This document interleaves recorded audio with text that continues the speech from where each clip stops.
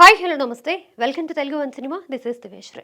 తెలుగు చలనచిత్ర పరిశ్రమలో తనకి మాత్రమే సాధ్యమై విభిన్నమైన నటనతో అభిమానుల్ని ప్రేక్షకుల్ని అలరిస్తూ వస్తున్న హీరో నందమూరి బాలకృష్ణ.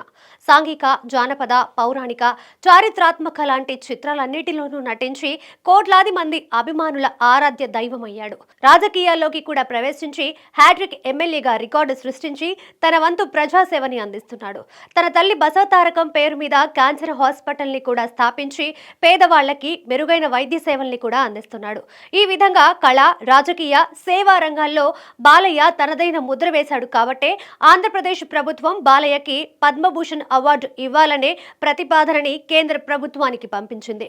బాలయ్యతో పాటు పలువురు పేర్లు పంపినా కూడా బాలయ్య పేరు మాత్రం హైలైట్ గా నిలిచింది. 2026 జనవరి 26 రిపబ్లిక్ డే సందర్భంగా విజేతలను ప్రకటించనున్నారు. ఈ వార్తతో నందమూరి అభిమానుల్లో అయితే ఆనందోత్సవాలు వెల్లివిరుస్తున్నాయి.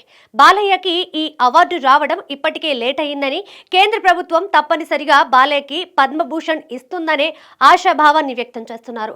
బాలయ్య ప్రస్తుతం రాజకీయ, సేవా రంగాల్లో బిజీగా ఉంటూనే డాకు మహారాజ్ అనే సినిమాలో చేస్తున్నారు. రీసెంట్ గా విడుదలైన టీజర్ మూవీ మీద అభిమానులతో పాటు ప్రేక్షకుల్లో కూడా అంచనాలను పెంచింది. వచ్చే ఏడాది సంక్రాంతి కానుకగా జనవరి 12న విడుదల కానుంది.